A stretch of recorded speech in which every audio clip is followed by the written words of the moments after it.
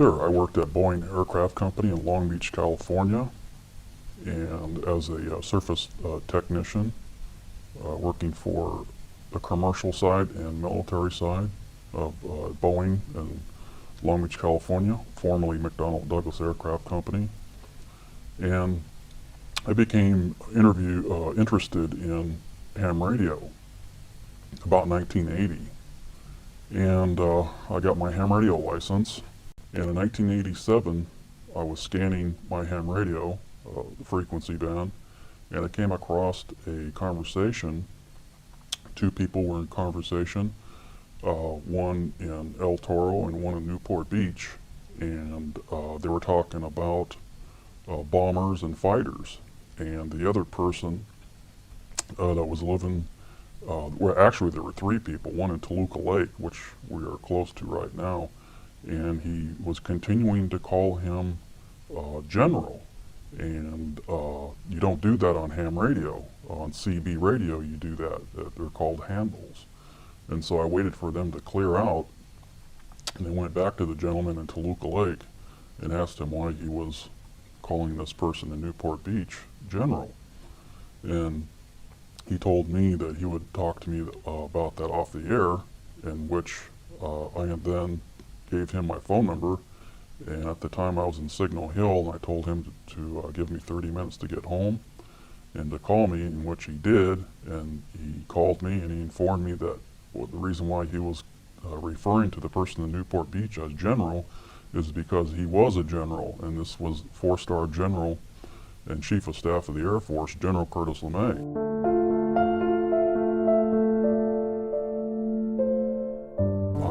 Proceeded to monitor the frequency for about 2 weeks. I waited for the right time to come in and break in, and I talked to Curtis LeMay on the air.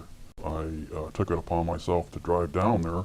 I looked up his address using the FCC database in Long Beach, drove down to Newport Beach and rang his doorbell, electronic security gate, and his wife Helen let me in.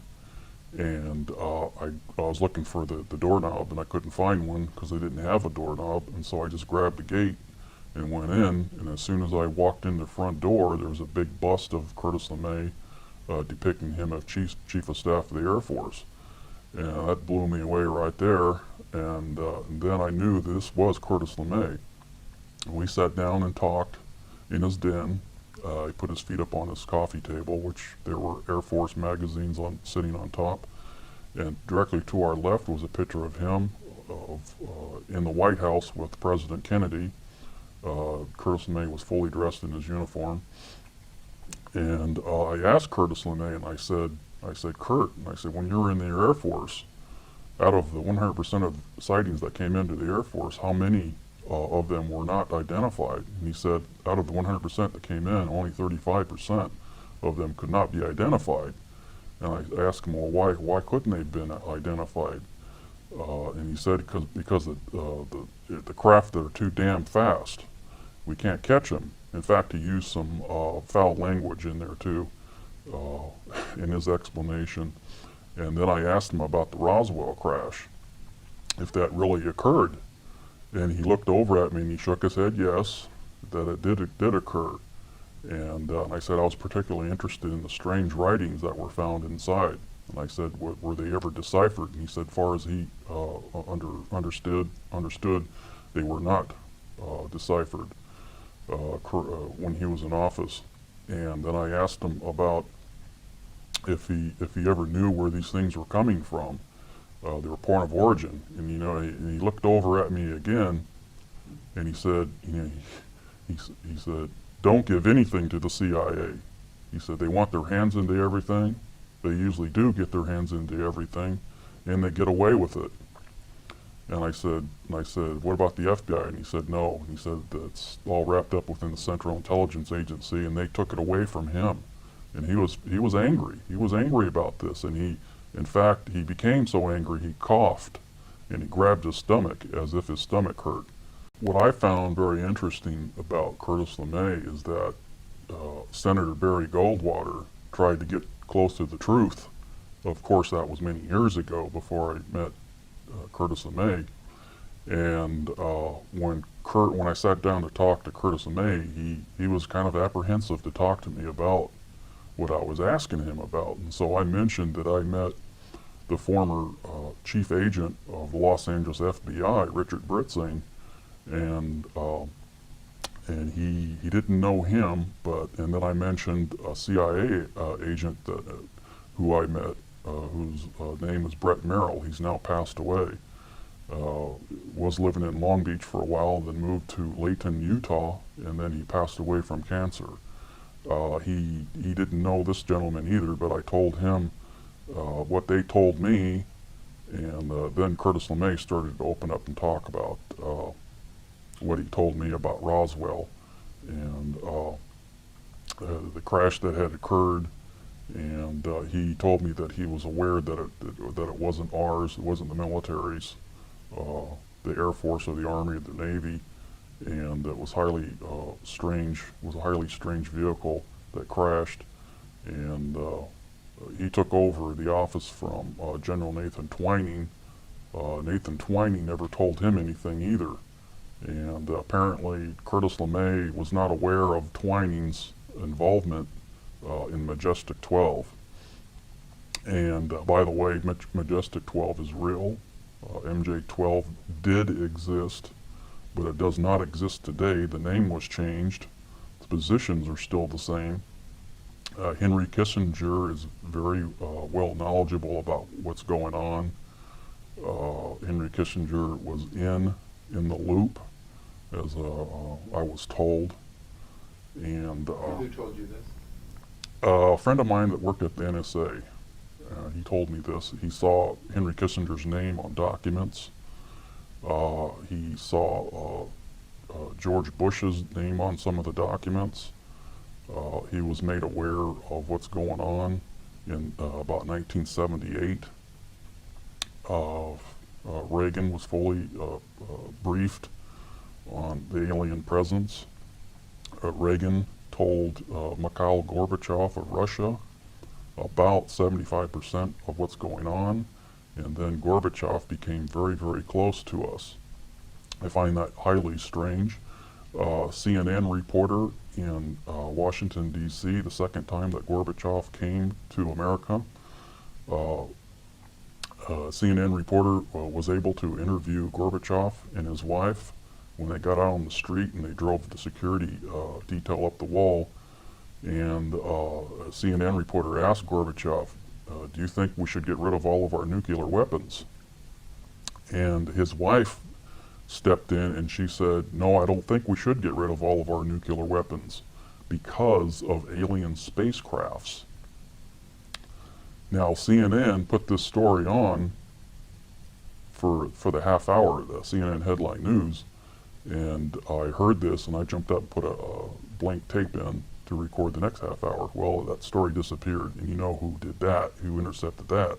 That was the CIA that got involved with that, because I know they were monitoring CNN and all international headlines at that time, and they squashed that, but I heard it, and this tells me that my information is correct about Ronald Reagan and from my NSA source, and it's just total overkill as far as I'm concerned, and it's just Congress needs to know about this information.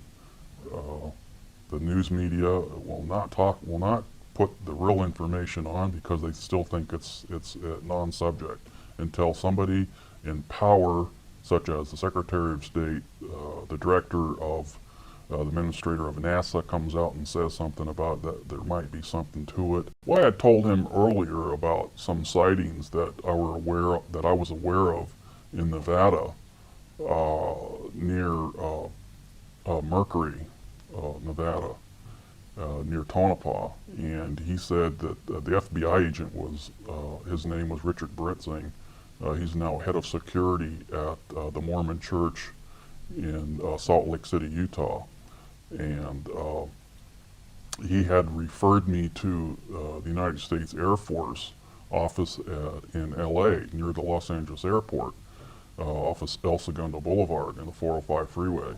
and that they would be interested in hearing reports of close sightings, very close sightings, and even landings of these things. And Curtis LeMay shook his head yes, and the CIA agent, Brett Merrill, told me that he had dealt with the United States Air Force regarding missiles to try to shoot these down when they come into our airspace. And that's basically what the CIA agent told me, and he also told the agent told me that the CIA agent told me that he was aware of the situation, and it's extremely classified, but he was aware of what was going on. He was a national intelligence agent. He said that we hit several of them in Nevada, over Ely, Nevada, and other portions of New Mexico near Albuquerque. Did he indicate what time frame these events happened? This was in the late 60s and 70s.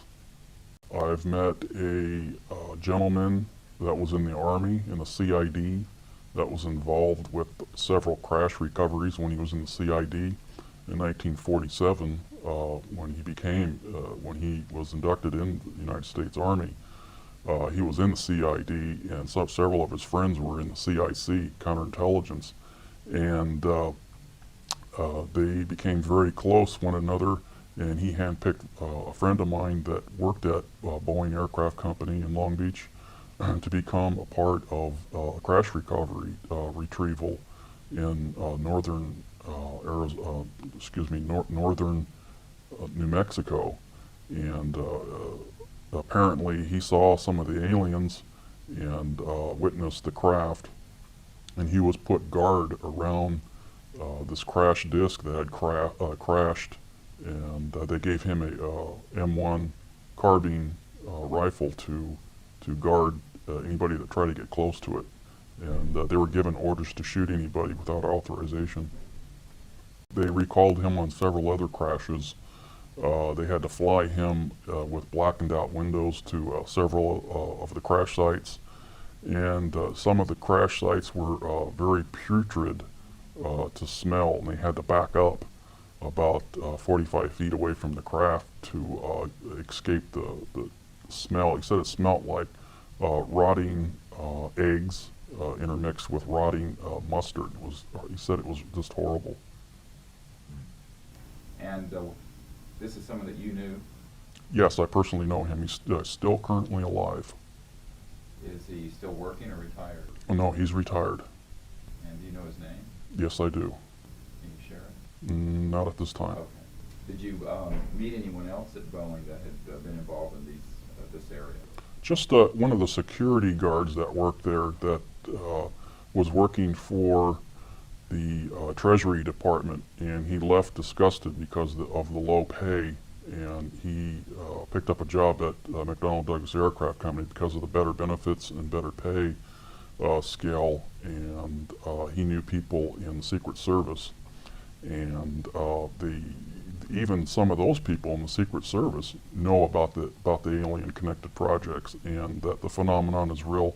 And I found that kind of funny, because of they're not cleared to hear the information. They don't have the classification to hear the information, but yet people in the Secret Service know about it. And I found that kind of hilarious. And I interviewed this security guard at McDonnell Douglas Aircraft Company for about 45 minutes regarding the subject. He was trying to find out where there was one crash that occurred. One crash occurred in, he believes that from his commander, that occurred in the desert of New Mexico, northern New Mexico, and there was another one that crashed in Nevada, near Ely, Nevada, and the other crash, a total of 3, he didn't know where it was because nobody wanted to talk about it, and they were all told to shut up. So when he was on site, he didn't really know where he was because he was flown in on a blackened craft? Yeah, that's correct.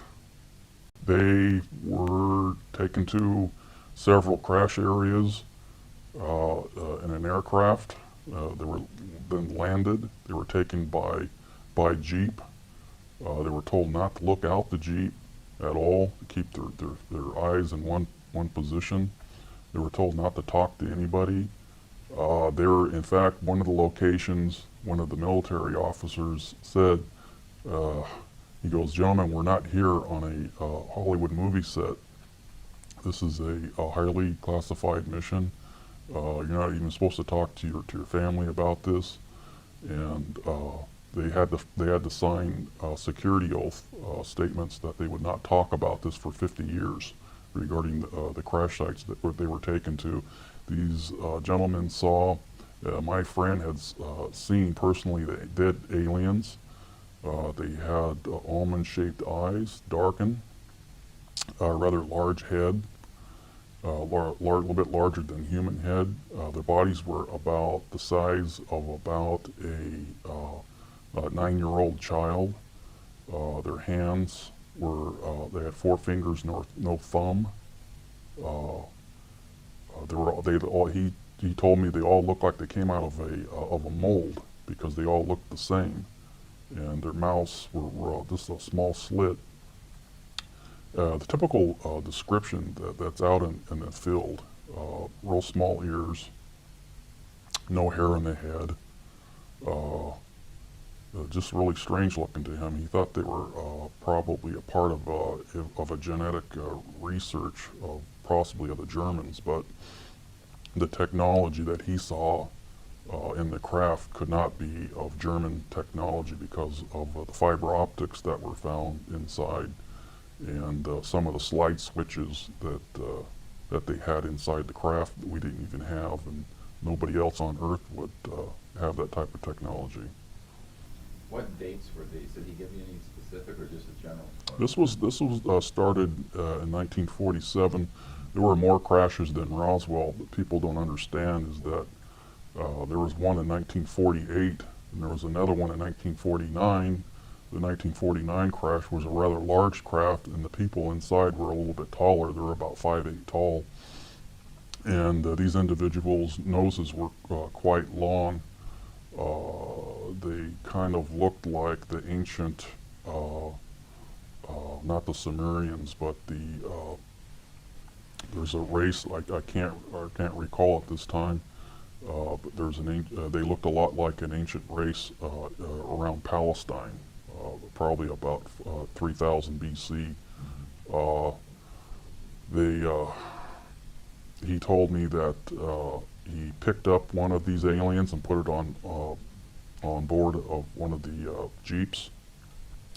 And he said it felt like, the alien felt like probably about 45 pounds at most, maybe 40. And they put him in body bags and took him to, and for hours, what he told me, they took him to Wright-Patterson Air Force Base at the time. Later, they started taking some of them to Colorado and northern New Mexico, and then later on at Area 51 in the late 1960s. All crash debris and technology and anything that had to do with the alien-connected phenomenon all went to Area 51. These craft were circular shaped. They were not chevron shaped, and they were very, very light. 6 people lifted up a 60-foot in diameter craft and put it on a carryall. And he said it was this really strange metal. He rubbed his hand on it, and it felt really smooth, like somebody had just buffed it out with a buffer. Did he indicate how they came to be disabled? Yes, he said that he was, as far as he could gather from his friend CIC, the FBI was checking into this too. They were interested as to why these things were crashing, and they found out that the radar testing in New Mexico was the cause of a lot of them that were crashing, and high-powered transmitters. When they would get too close to transmitters, they would cause interference, like in 6 meters, or UHF high-powered transmissions. It would interfere with their guidance control, and they would just crash. And other craft that crashed, we had shot them down with our military weapons. That's one of the things that I do remember him telling me, that there's another alien group that looks a lot like the human race, and they're called the Orange. Through my mother, at Boeing Aircraft Company, my mother's now deceased, and her friend is now deceased. Now I can talk about it. My mother had met a tube bender in McDonnell Douglas Aircraft Company, which is now Boeing, and his close friend worked at Northrop. He was working on the stealth program at the time, and this guy is an absolute brain in with mathematical figures and fixing things and making things work and correcting everything to make everything work.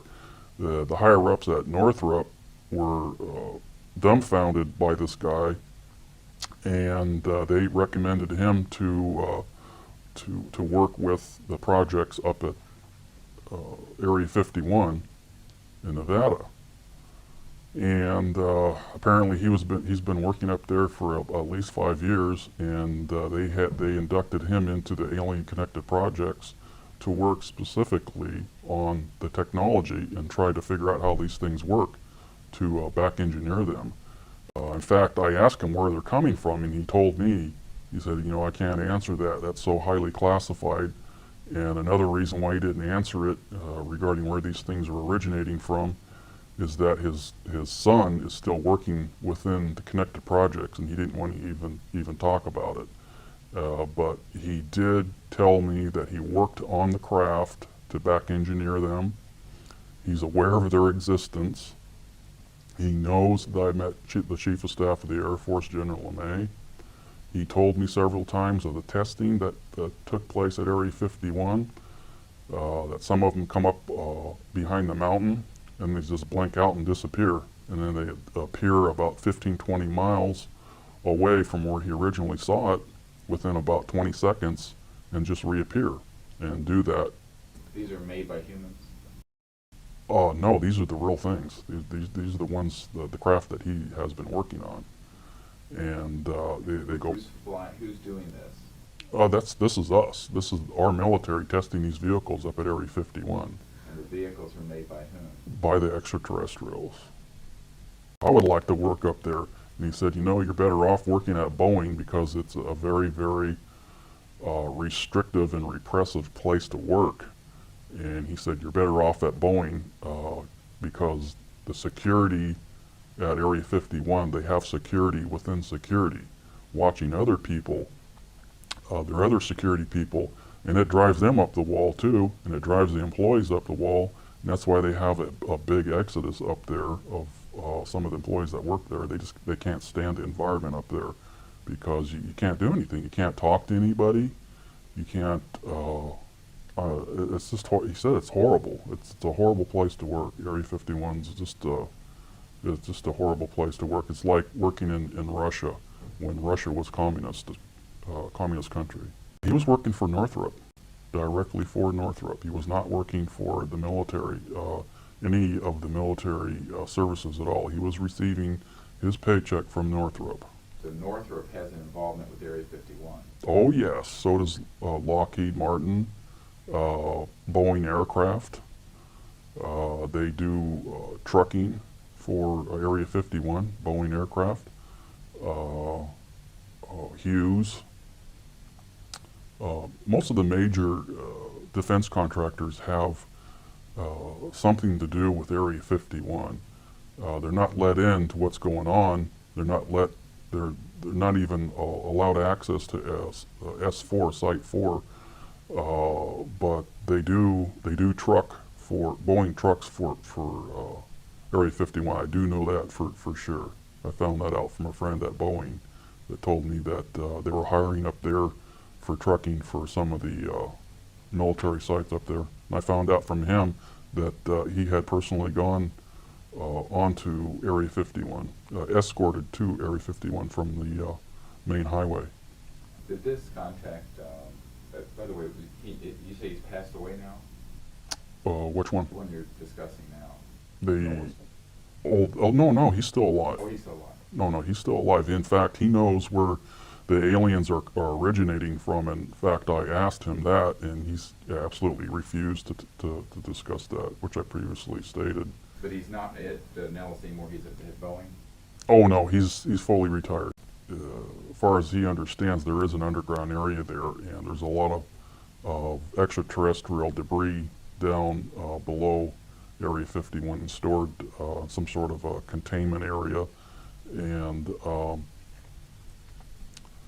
but he has never seen any extraterrestrials at Area 51 walking around and conversing with anybody there at Area 51 or at S4. It's just the craft and the technology that they're trying to extract from these vehicles to incorporate that technology into our fighters and possibly some of our space programs. Developed propulsion or energy systems from this study? Just basically laser technology and sound wave defense mechanisms.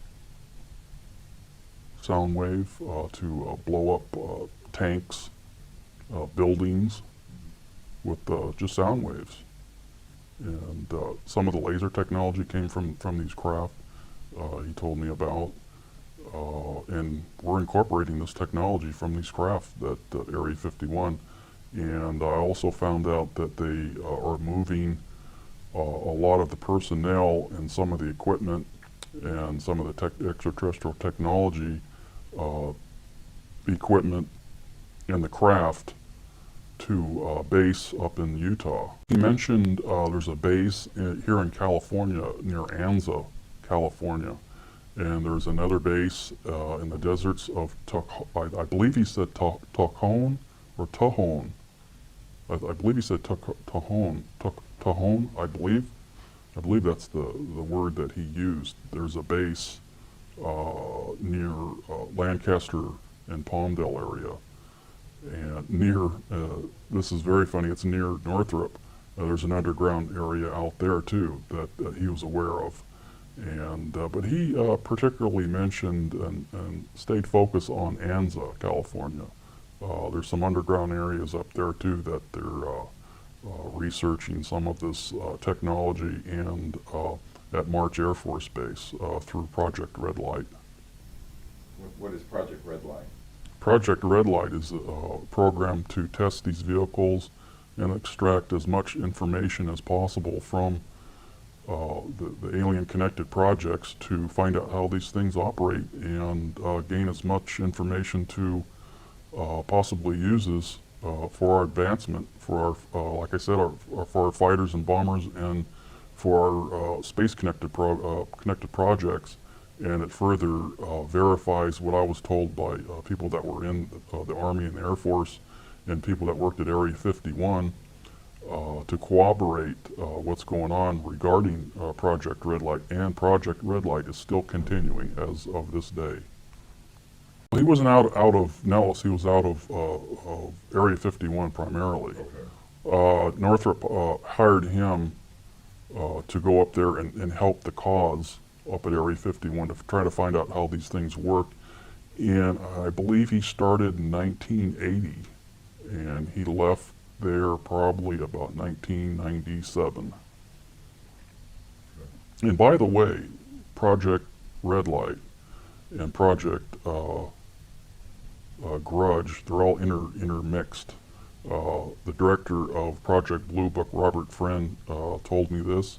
He was fully aware of Project Red Light. And he formerly used to work at Fairchild in Redondo Beach on aviation and Rosecrans. And we talked for about an hour on the phone, and he was also reluctant to talk to me about the phenomenon until I told him that I met General LeMay.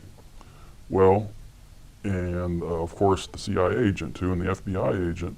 And so then he started to open up and talk to me about the situation of UFOs, and I asked him about some of the crash debris that was taken to Wright-Patterson Air Force Base after the Roswell crash, and he had told me that yes, some of the debris and the bodies were taken to Wright-Patterson Air Force Base in Dayton, Ohio, and some of the other stuff were taken to a base in Florida, and that shocked me because I never heard anything about a base in Florida, some of the crash debris being taken to Florida.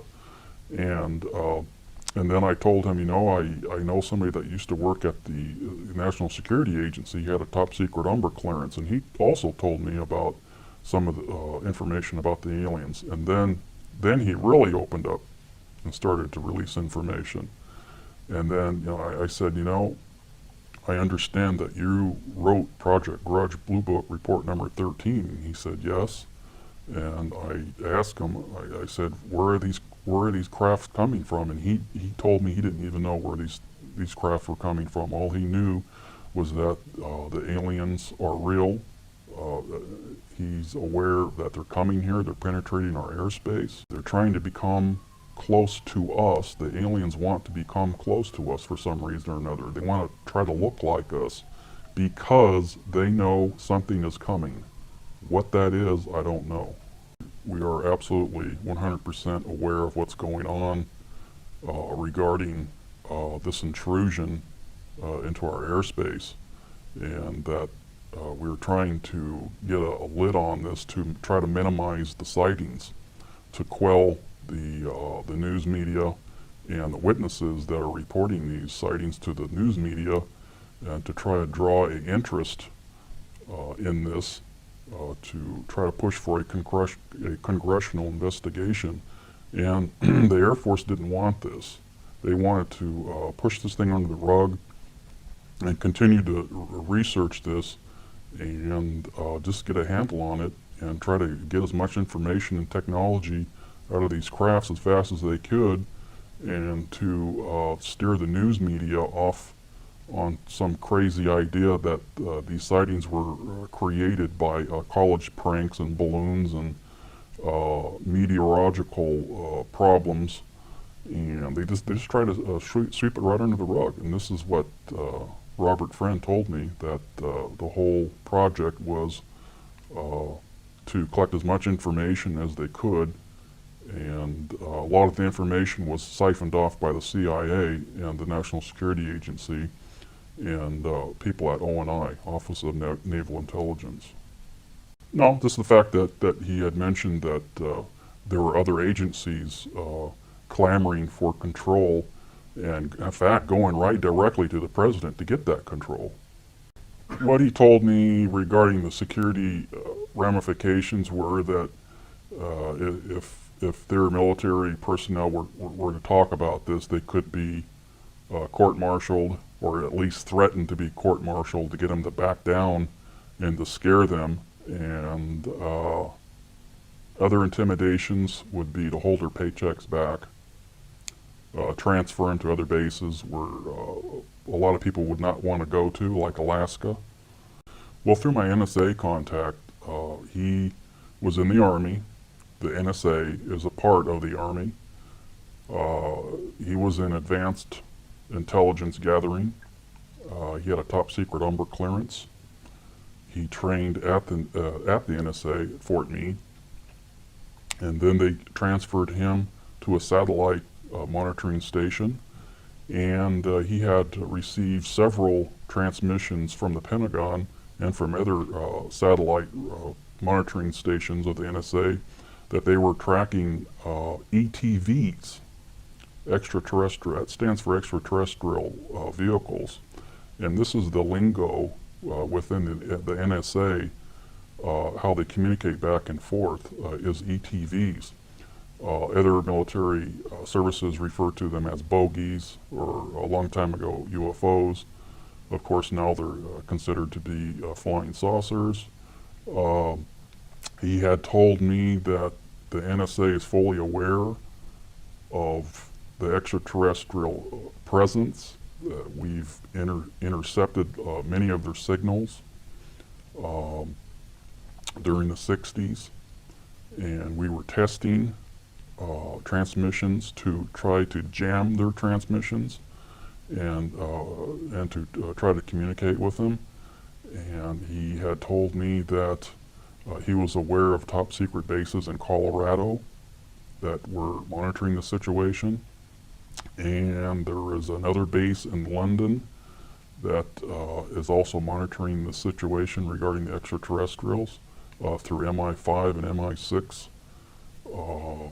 He told me that the President of the United States, Jimmy Carter, was alerted to several events that were taking place overseas.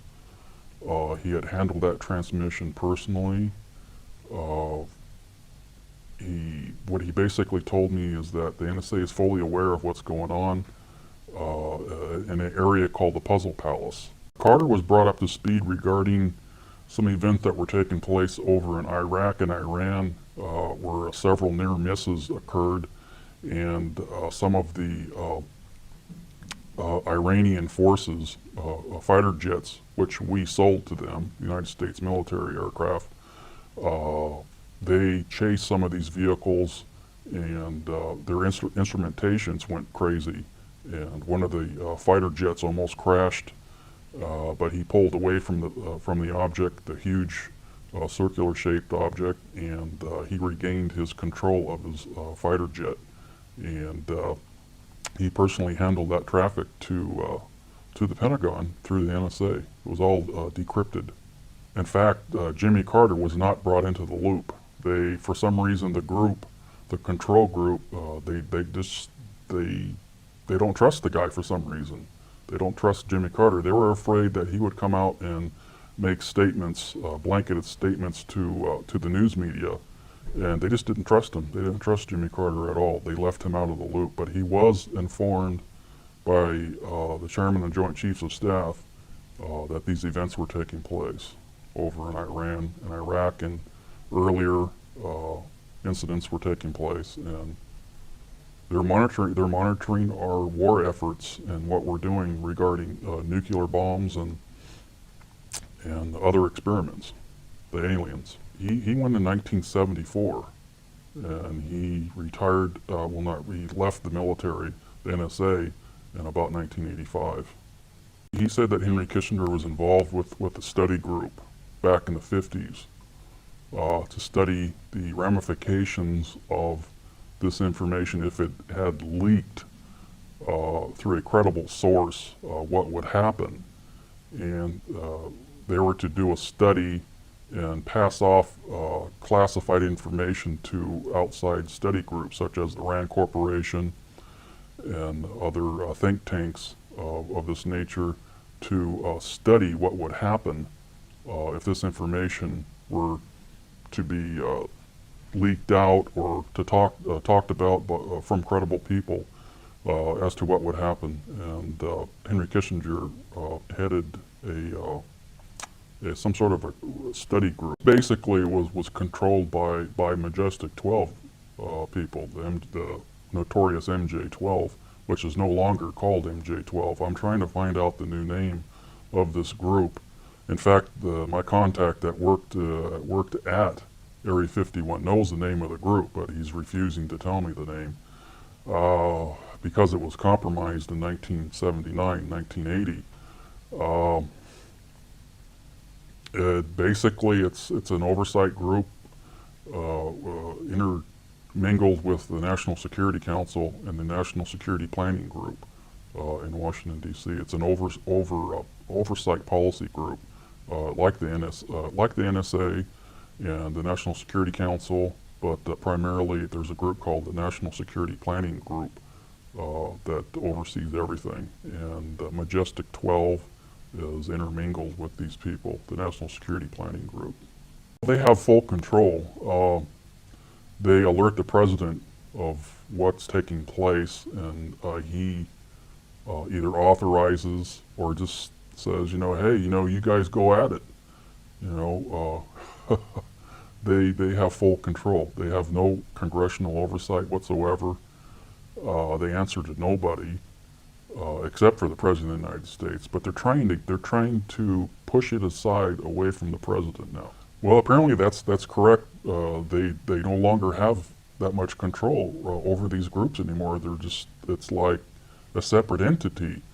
How they're being funded, I don't know. I can't find that information out. I'd love to find it out, because I can tell you one thing, the General Accounting Office, they don't know what's going on. They don't know where the money's going. They don't know what these groups are doing, what they're studying, and they hide it all in black project operations. They could say it's for research on why ducks don't fly that much or something like that, and they would just hide it in top secret programs. And the president's losing control. He's just absolutely starting to lose control over this. That's why Carter was not brought into the loop. They just don't want to release the information regarding the locations, where they're coming from, where they're originating from. And some of the locations are from Earth. There's underground bases here at Earth where the aliens have constructed bases a long time ago, before Columbus even discovered America, from what I understand. These areas would cause a major upset.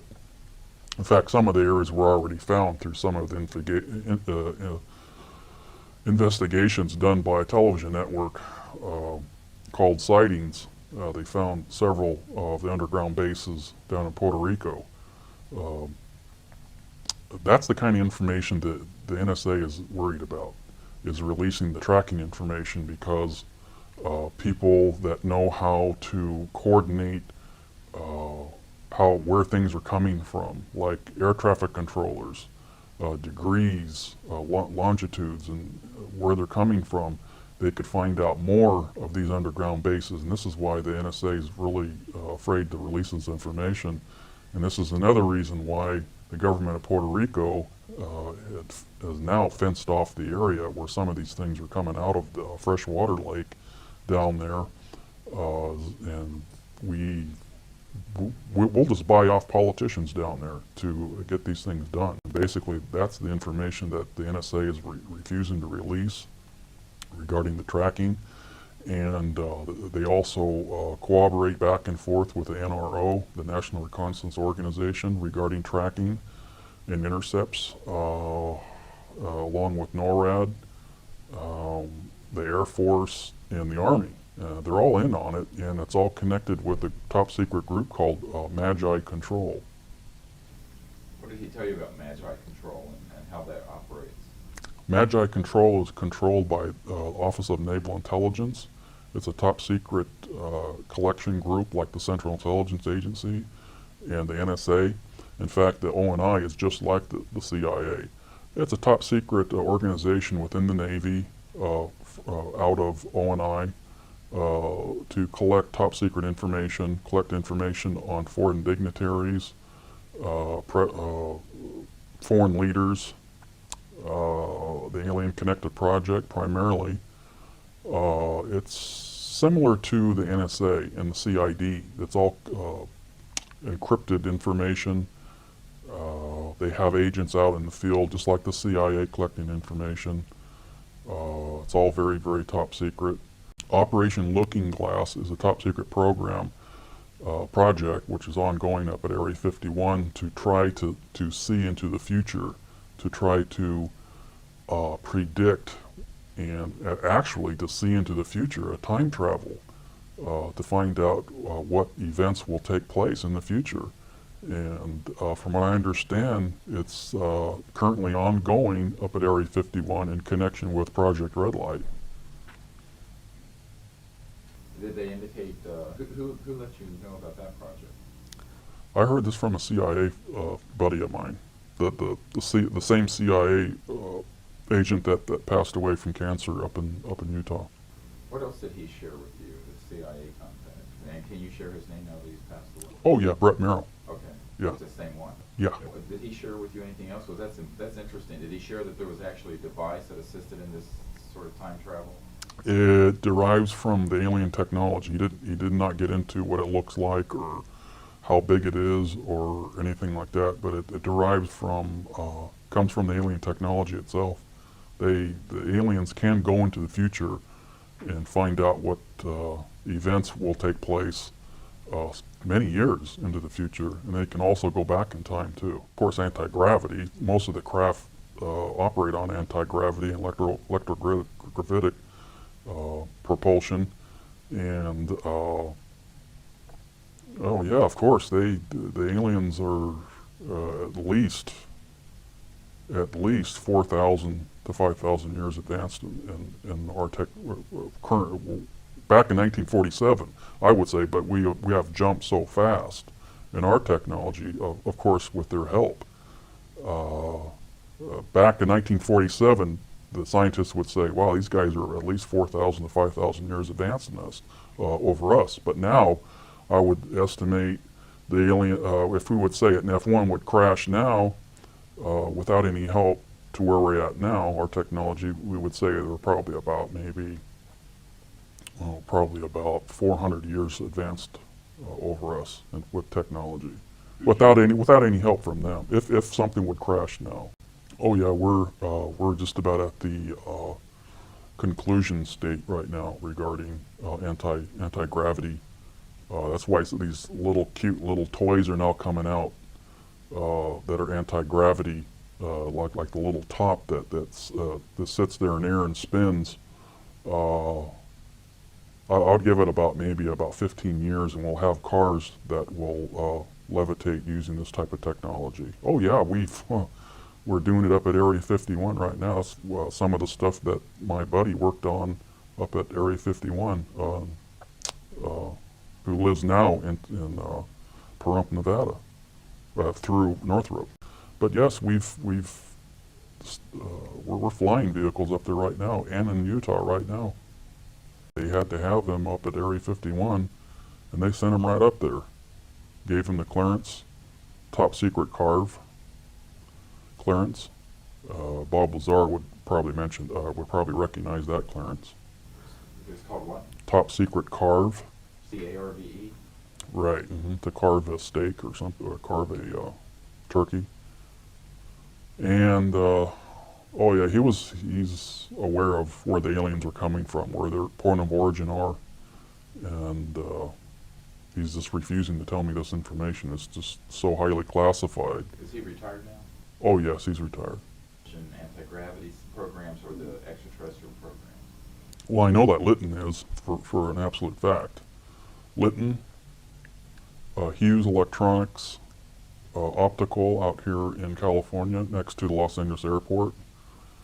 Well, McDonnell Douglas Aircraft Company was at a small level. Now they're at a big level now because Boeing bought McDonnell Douglas Aircraft Company out. I know that Boeing is at least the transportation mode right now, but they will get into the aircraft mode year 2001 to help them out with the projects in Utah and Nevada. In fact, Boeing has an operation in Salt Lake City, Utah right now, so that's not going to be any problem for our government to pull them right in, because they're right in they moved Area 50, most of the stuff from Area 51, at least 35% to 40% of Area 51 to Utah. Just basically those companies, and of course Lockheed and Northrop. Well, primarily people that work at Area 51, if they want a new 4x4, they'll get it. If they want special foods according to their taste, they'll get it. If they want pay increases, they'll get it. They don't have to strike like people working for other companies. You know, for a union or non-union company, they don't have to strike. They'll get it. Yeah, they live like kings. From all of the contacts that I've met, my final conclusion and my thoughts about this is that the reason why our government's afraid to release this information is because of religion. This would probably destroy how we see ourselves. I think they should start releasing some of the information that we have managed to collect on Mars regarding the face on Mars, which I know for a fact is real. In fact, I have another contact at NASA, JPL, that I haven't mentioned. I can't mention too much about it because he's still working there. Okay. Well, as much as you can. Well, the person that I know is very high up in NASA. He's not a director or an administrator, but they know what's going on. They know it's a face. They know that it was carved by somebody else other than us. The NASA, JPL, higher ups and personnel there at JPL, they know for a fact in the imaging area, they know for a fact that the face on Mars is real, and it was not made by windstorms or trick of lighting or anything like that. They know for a fact that the face on Mars was made from an extraterrestrial race that came here to Earth at about 45,000 years BC and set up civilization here on Earth and went back and forth from Mars to our planet Earth to give us information and to further the race that they created, which is us. This is a shock to the human populace, and I think it's the big reason why NASA and all the governments, especially the United States, are refusing to release this information, because one thing will lead to another, and somebody will come to a conclusion that we were created by an extraterrestrial race that came to this solar system and set the planets in their proper order, which they are now in, and exploded the gaseous planet that which we call the sun. And thus God said, "Let there be light." This would be shocking to everybody here on Earth, and this is what they're afraid of releasing. And that's my final conclusion regarding this investigation and who the aliens are. I really feel that the aliens that were on the planet Mars came here and set up our civilization as we now know it, and they created these gray extraterrestrial aliens to watch over our planet to make sure we don't blow up their creation and their planet.